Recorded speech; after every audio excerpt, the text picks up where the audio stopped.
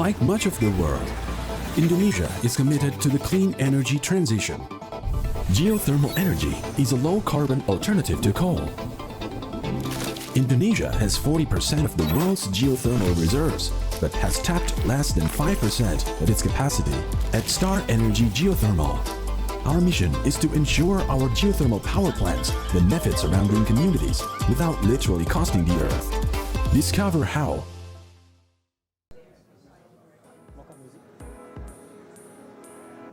Good afternoon, everyone. My name is John, and I'm part of Bloomberg Media Studios. The video that we just showed is something that we partnered with Star Energy to produce. We are here today to hear from Pak Hendra, the CEO of Star Energy Geothermal. He's going to share his expertise with us and talk about some of the challenges and opportunities that lie ahead. I invite him up on the stage. Please give him a warm welcome. Afterwards, we'll have a Q&A.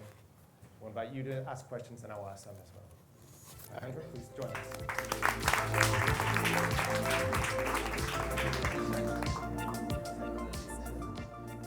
All right, I'm just going to sit down to welcome everybody.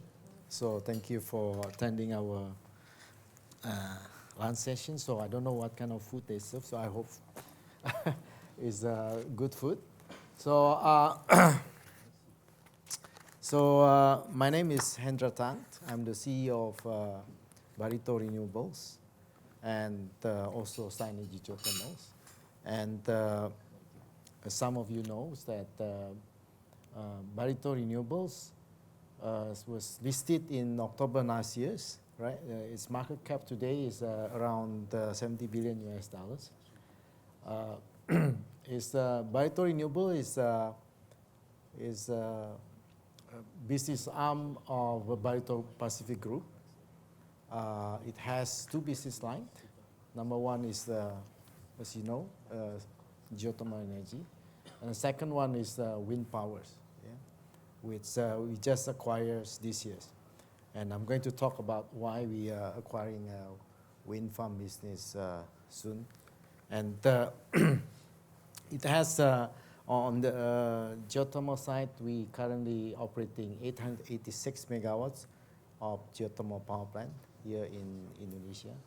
And we are number one in terms of capacity. We are number one operator in Indonesia, number 5 in the world. And in the next 2 years, we're aiming to basically become number one in the world through a lot of building a new unit and also upgrading our power plants that currently we have. So I have 3 key takeaways I want to get across to you today. Number one is the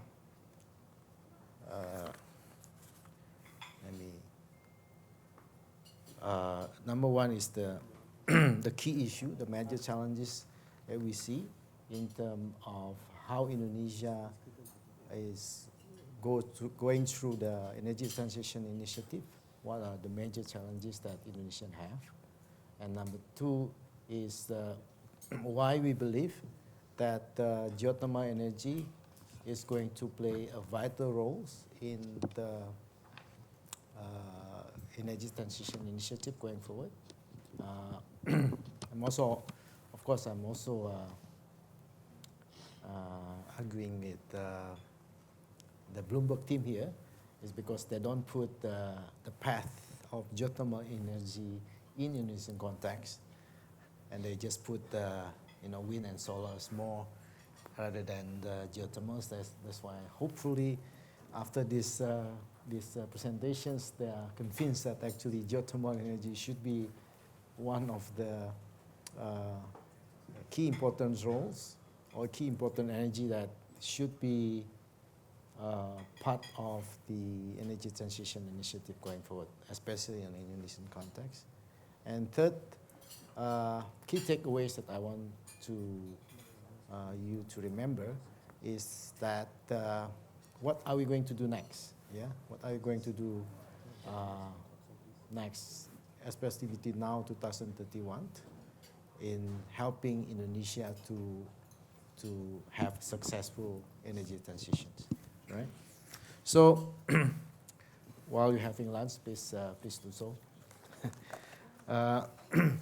Well, first of all, Indonesia is a big country.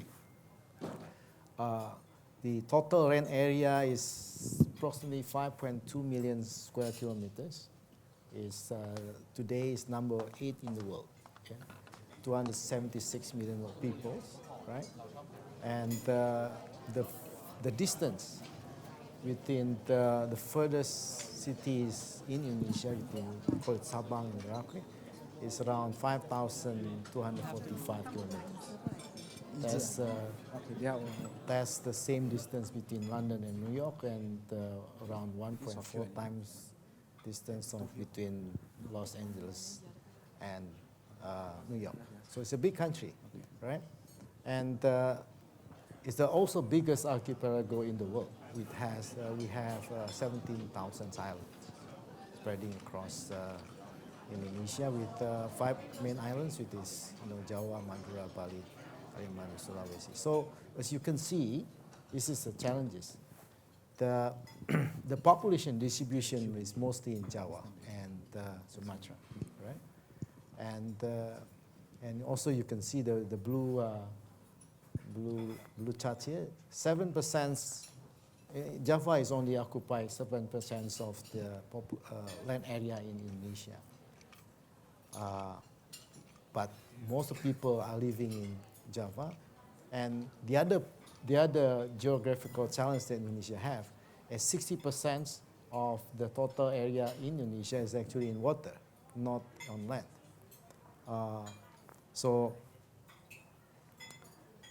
And if you look at the annual electricity demands and energy distributions by islands, as you can expect, the energy demand is coming mostly from Java. Basically, 73% is coming from Java, 16% is coming from Sumatra. Follow where the crowd are. Yeah. So now the third problem, or the third issue that Indonesia faces in this energy transition, is the fact that 82%, of course, 82% of the current Indonesian energy sources is still coming from fossil fuel, right? And this kind of the energy demand is 80% of it is actually base load. Yeah.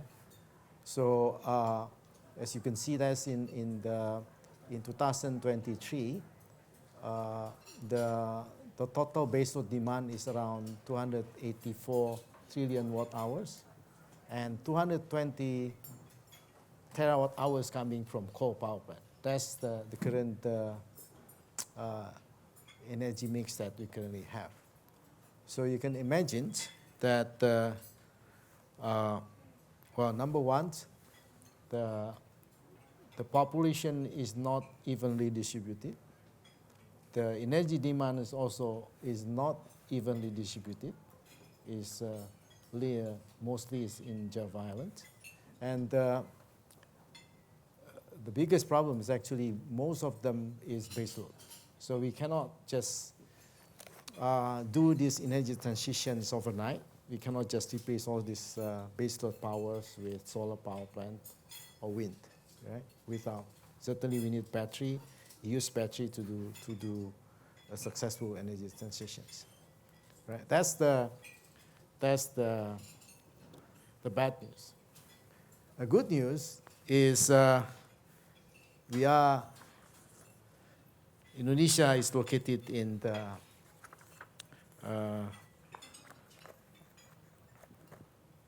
in Ring of Fire. But before that, I think I want to give some solutions. Obviously, the solution is to ensure successful energy transition in Indonesia, based on the presentation slide that I just mentioned to you. Obviously, in order for Indonesia to be successful, number one is this kind of renewable. We need to find renewable energy that has a base load characteristic. Number two, ideally it's located in Java, where the energy demands are mostly coming from. Or the third is in nearby islands that have abundant source of renewable energy and can be connected to Java via subsea cables at a reasonable cost. Right? So, of course, this solution is it's easiest to say than to be to do that, right? But the good news I just want to mention is Indonesia has the second largest geothermal energy potential in the world. It's located in the Ring of Fires and is blessed with geothermal energy that not every country have. Yeah? Today, the estimation geothermal energy that we currently have is around close to 30 megawatt, right? Similar to what the United States have. And you can see the black chart there showing specific only today is only around 2,200 geothermal power plants that has been built in Indonesia, right? Only less than 10% of the actual potentials. So, and relevant to what I just said, it is also fortunate that the most of energy resources, geothermal energy in Indonesia, is where the demands are. It is some is in Java and some in Sumatra. Yeah, as you can see all the red dot there. Yeah. Now,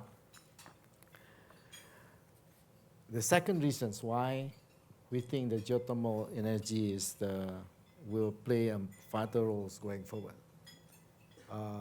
This chart shows two things. One is our capacity factors of our geothermal power plants from 2019 to 2023. The charts on the right-hand side is showing the capacity factors of various wind energy that is available today, right? From solars to all the way to geothermals. And as you can see, among all these renewable energy type, geothermal is the only renewable energy that has capacity factors above 90%. It does not depend on weather. It can run basically 24 hours, 365 days in the year. Does not depend on weather, does not depend on weather. And this is the reasons why, as I said, on the left-hand side, the capacity factors of our generation geothermal power plants from 2019 to 2023 has been above 95%, 97%. And I also have another chart. Another chart showing the availability factors. It's actually 99% availability factors on all our geothermal power plants. Yeah, very impressive and very reliable source of energy. And if somebody manages the reservoir very well, it actually can provide a very reliable source of powers for the next 50 or even 100 years. Yeah. Now the third reason, this is an interesting chart, so I think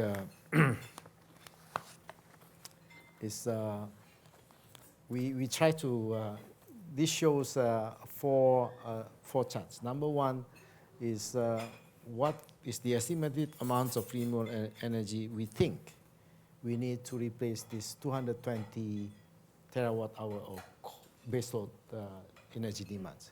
The 220, remember that the previous chart, the 220 terawatt hour is the amounts of baseload electricity that currently Indonesia needs, right? So the first chart shows how much renewable energy that we need to build in order for us to supply the same amount of energy, right? The solar is obviously the biggest because of lowest capacity factors. So this chart take into account the number one, the capacity factors, also take into account the seasonality of each type of renewable energy. The second chart is showing the land use per megawatt ratio. We call it land use per megawatt ratio. How many megawatts does that type of energy need in order to build 1 megawatt of power, right? Now the third chart is, this is what most of people forget, is basically in order for you to build this 167 megawatt, you need land. And we try to estimate how much land that actually Indonesia needs, excluding battery storage. So we come up with the numbers 230,000 hectares of land for solar. And for wind, we need 116,000 of land. And you look at the geothermal side, we only need less than 27,000 hectares. Yeah. And then the fourth chart on the right-hand side is the estimated capex. We believe we need to at today's cost. Yeah. Obviously, the current someone may argue basically, look, this the solars and especially on solar and wind, the technology continue to improve, and therefore the capex requires will continue to come down. But at today's cost, this is what we think we need to replace all these 220 tons of hours of coal. We come up with 121 billion US dollars, right? The cheapest among all the renewable energy that is available today. And remember, for solars and wind, we don't take into account the battery yet. Yeah? I mean, with battery and all the infrastructures required to support that, obviously the numbers will be much bigger, and also plus the land. So, in short, the summary is the geothermal energy have 3 advantages. Number one is use the smallest land use per megawatt. Number 2, it requires the lowest land requirements and minimizing the impacts toward the surrounding environment. And then the third reason is because it has the lowest amounts of investment. Yeah. And then the reason number 4, and if anybody want to come to our Salak geothermal power plant in Indonesia, please let us know. So we will welcome you to. This is our showcase. This is our world showcase. So this is this slide shows the locations on the right-hand side. On the left-hand side, showing the locations of our Salak geothermal plant, and on the right-hand side, showing the pictures. This is the actual satellite image in 2014 and also in 2021. This power plant is located in the middle of 113,000 national park. And as you can see, all the forests, all the environments remain intact during the last 9 years. The impacts to the unlike other type of renewable energy, I'm sorry if there's a solar company here. So you need to cut trees in order for you to build a solar power plant. In our case, we need to keep the forest as it is today. And actually, the geothermal power plant is so successful. Actually, during the last 20 years, we've been operating since around 2000. Actually, the numbers of endangered species surrounding, because as part of our community program, we actually monitor the populations of the endangered species, actually growing up 16 to 20%, right? As with all the monkey, leopard, and the eagles, yeah. So we monitor as part of this. So, and then the other important fact is for our geothermal operations in Salak, we only use around 300 hectares of land out of 10,000 hectares contract area that we currently have. So it's very small. And as I said, the impact is very, very minimal to the environment. Yeah. And obviously, geothermal operation is not a mining operation activity. There has been some regulations that showing basically geothermal is actually a mining company and dangerous or harming the environment. Yeah. Now, those are the 4 reasons why we think geothermal energy can play a very vital role in energy transition process in Indonesia, right? Now, of course, the next question is what are we going to do next, right? What will be our future roles in Indonesian energy transitions? So this is our plan, yeah? Number one, we will, as I just said just earlier, we will still concentrating to build more geothermal power plants in Java and Sumatra. And you know the reasons, because that's where the demands are. And second is that's where the problems are with this, we need to replace these 220 terawatt of hours of coal power plants. So this is our concentrations. Yeah? So we're going to expect to hit milestones. We're going to build 1,000 megawatt by 2027 through retrofitting and through building a new unit, right? And by 2031, we're going to get, by 2027, we'll be number 1 in the world. Yeah? And by 2031, we're going to build up to 1,800 megawatts of geothermal power in Indonesia. We hope that we can actually build more, right? Depending on the demand and supply situations. We can actually build up to 2,000, even 2,500 megawatt by then.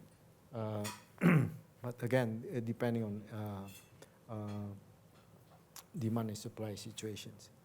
And then we're also going to build a wind farm especially in eastern part of Indonesia. And the reasons why we build more wind farm in eastern part of Indonesia is because, number one, there's not many good geothermal resources in the eastern part of Indonesia. The only alternative is either wind or solar, yeah, maybe biomass. But we are concentrating on the wind because that's is matching with the characteristics of energy demand in the eastern part, which is tend to be has a peak load characteristic, yeah, and then which currently run by very expensive either gas or diesel power plant, and so I think that's what we are, that's who we are, and that's. I hope this presentation explains why we think geothermal energy can play a very significant role in Indonesian context. And second, we hope that most of you now knows Star Energy Geothermals better than before you come in. All right. Thank you very much. Enjoy the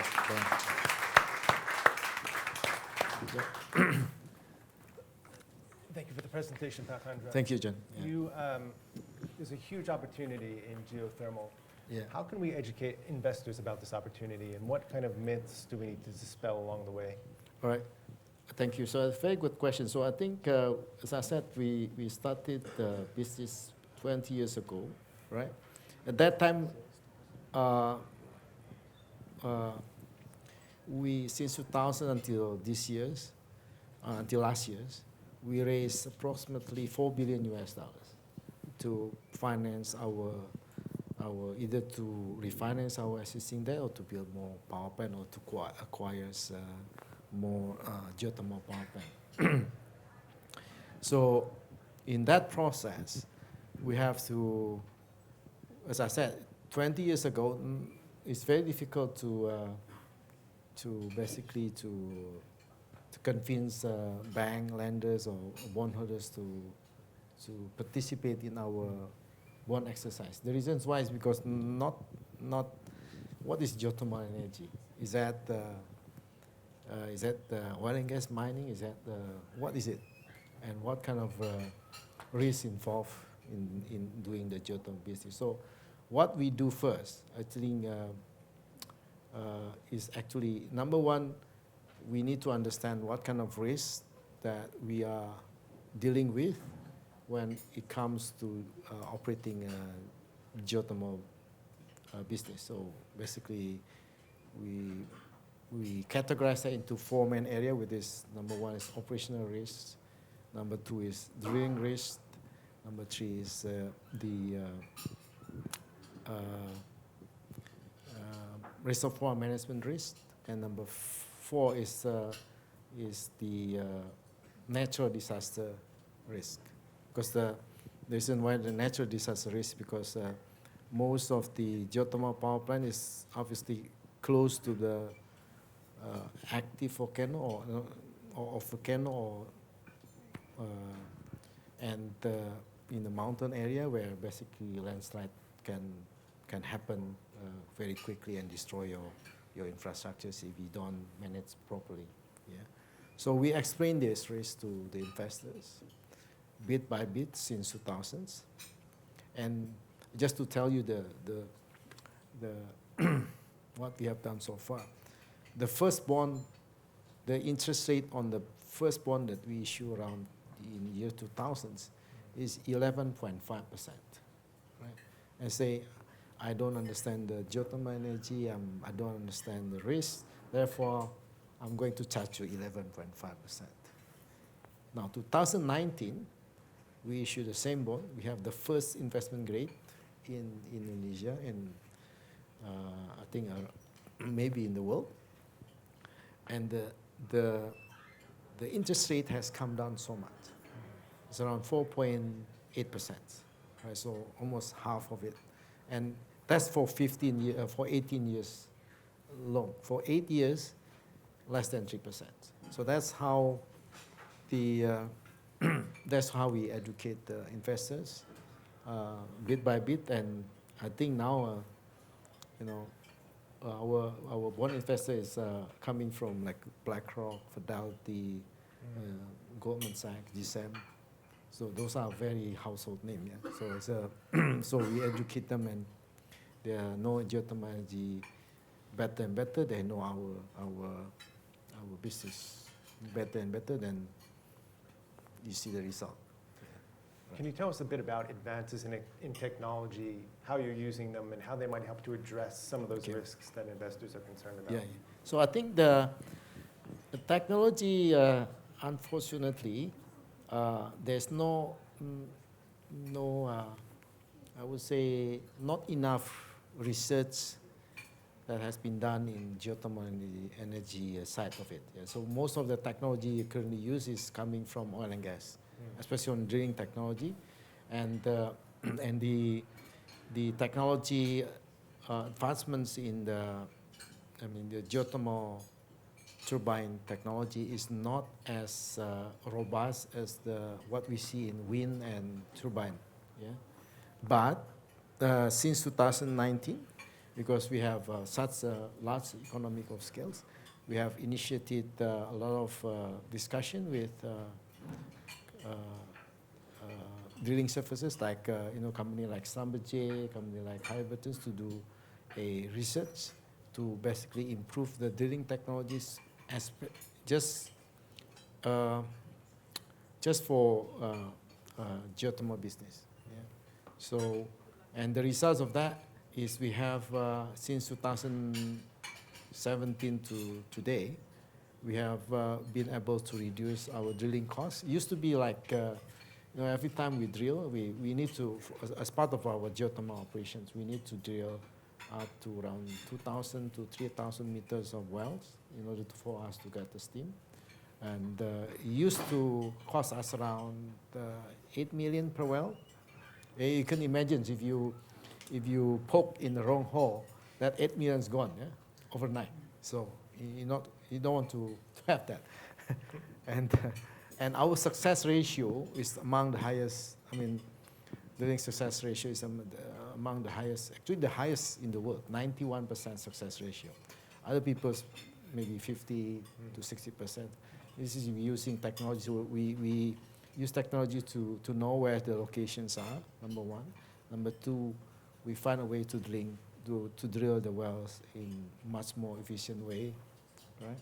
So the cost has come down from $8 million to, as of last year's, is around $4 to $5 million, right? And then we can also drill faster. It used to be like 30 to 40 days for drilling 2,000 meters to 3,000 meters. But I think as of, actually 2 weeks ago, we just complete our wells. It's just within 18 days, 1/8. So again, half of the normal drilling days we have. Yes. So we have time for just one more question. Yeah. You're using technology, but there's also an opportunity for you to support the tech industry, specifically around powering data centers. Yeah. Can you tell us about the intersection or the potential intersection between geothermal Yeah, and that's data centers? yeah.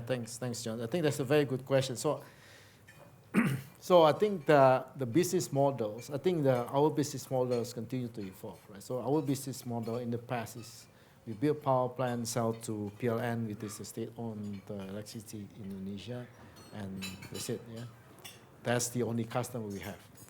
But as just now you see where the sources are, where the demand. There's a mismatch within the supply and demand, energy demand in Indonesian context, right? So the demand is coming mostly in Java, but also the supplies, most of them is coming from Sumatra, yeah, or some of them actually in eastern part of Indonesia. So I think we are now in the process of moving to the other directions, where basically how can we build the power plant, right? It's coming from renewable energy, but at the same time, how can we bring in the customers who is willing to buy that kind of renewable energy in Indonesia? So, of course, the two things, right?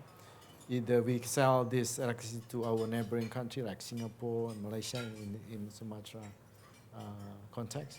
But third one, as John mentioned, is how can we build a geothermal power plant and participate in the digital economy business or environment? So we are looking at, we are discussing with a lot of data center providers to basically, who's willing to build a data centers close to our power plants. And this kind of data center that is not required to be built around the city, but this is a kind of data centers that need to be close in remote islands and close to the power plant. Right? So this is something that we are exploring currently, and especially the good things about our location is actually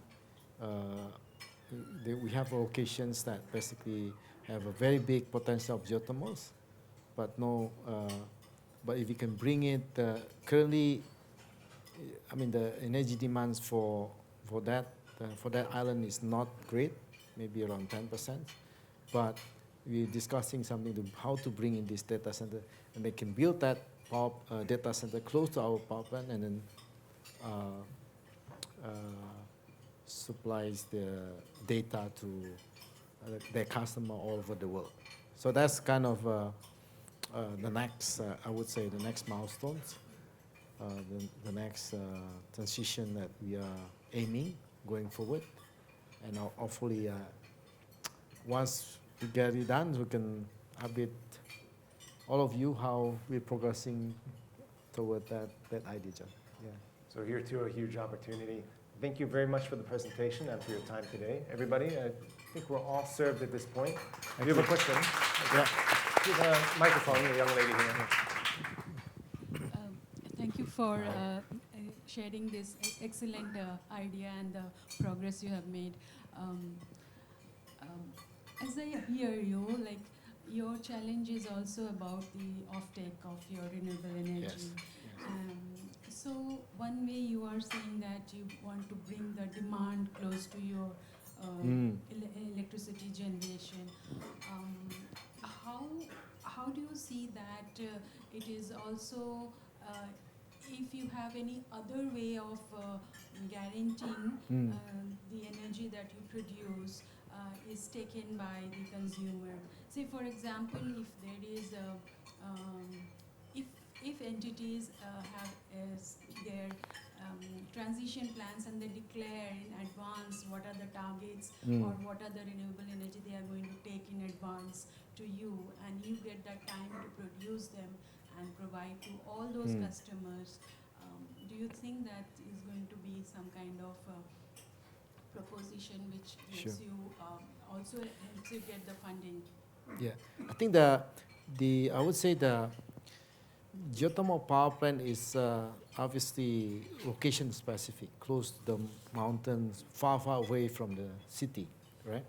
So the question is then, all right, if that's a problem, then how can we bring in the demand closest to our power plant? Because we cannot move our power plants close to the demand. The demand has to come to us. But like hydrogen. So yeah, exactly. There's the other alternative that we're looking at. Number one is hydrogen, right? And then maybe ammonia, right? Now, we have talked to, again, we calculate the economic, we see the feasibility. The problem with that, currently, if we produce a green hydrogen from geothermals, which we can do, if we export this to Singapore, samples, because Singapore, I mean, first of all, we need to know to whom we sell this to. Either in Asia context, either Singapore, Japan, or Korea, right? The price of the hydrogen prices today is 3 times higher compared to gas price. Doesn't make sense for this one, for Singapore side. So why?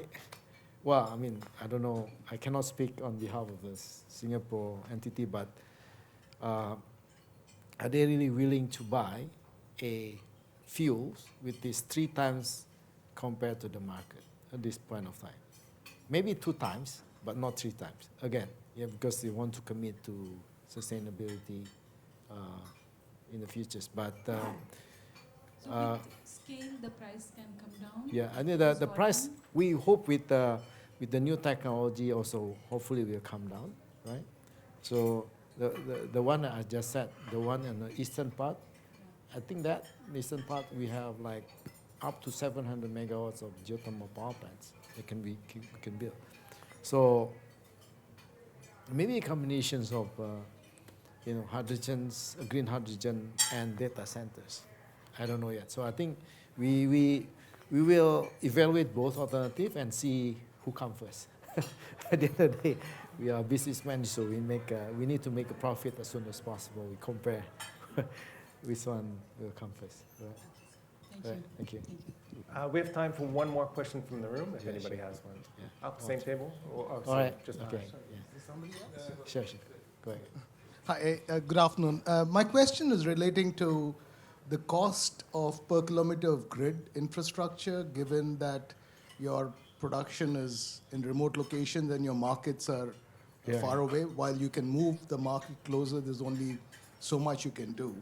So while you put in your numbers there, I just wanted to get a sense of whether your PPAs just to the transmission company, or is Yeah. it towards the end customer as well? So just So wanted to get a I sense think- of that.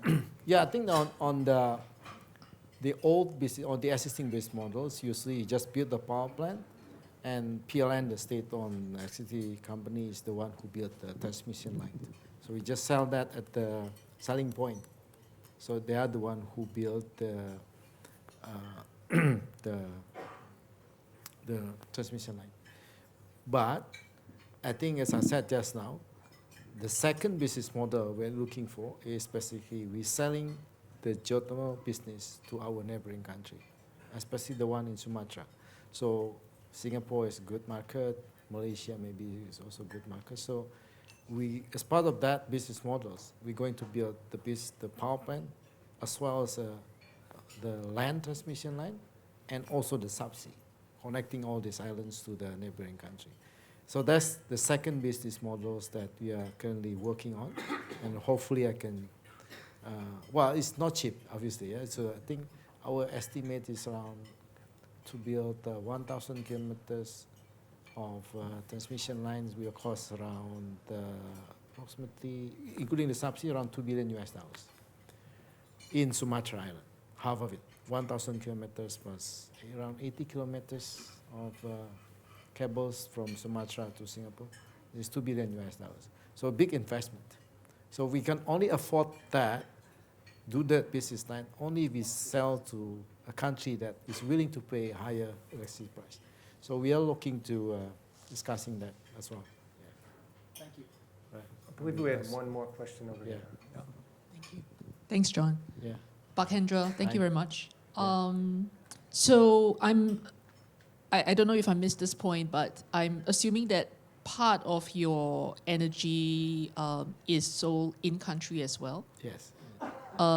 So in that case, given the Indonesian government's stipulation that all carbon credits are to be used in country, how do you think that impacts the cost economics of energy demand in Indonesia?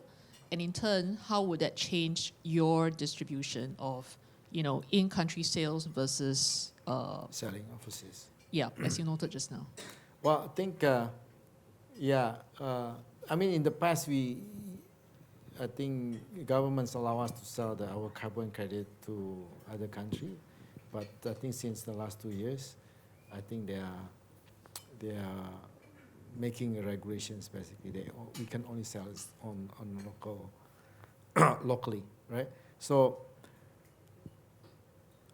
for me, the key I mean, carbon credit and REC, renewable energy certificate, is a byproduct, yeah.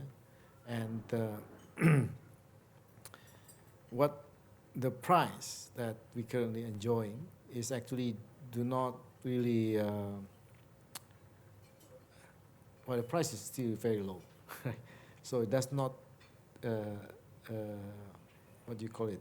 Does not really incentivize us to basically concentrate on making this selling carbon credit or selling REC to the extent is basically support our business line. Yeah, in a way, I mean it's around what?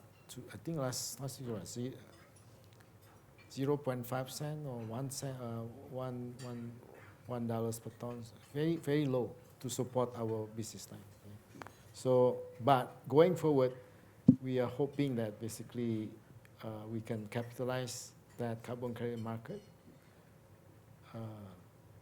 in the futures to basically make it's not to sustain our business, but actually to have more money to actually invest in more and finding new resources along the way. Yeah, that's the current. I think we need like $10 per ton of carbon credit to make it really work, yeah, in Indonesian context, to actually to start to kick in and to make a profitable business or attractive business for us to just selling carbon credit or REC. So that's so until if it is only $1, $2, or even 0.5 cent per ton, it doesn't the cost for us to get that certified is higher than that. So it doesn't make sense for us to do that kind of business. Yeah. All right? Okay, I hope that's it. Thank you for the Alright. questions, and thank you again for your time. I see we're slowly moving on to dessert, so please enjoy the rest of your lunch and the rest of today's sessions. Thank you for. Thank you. Yeah.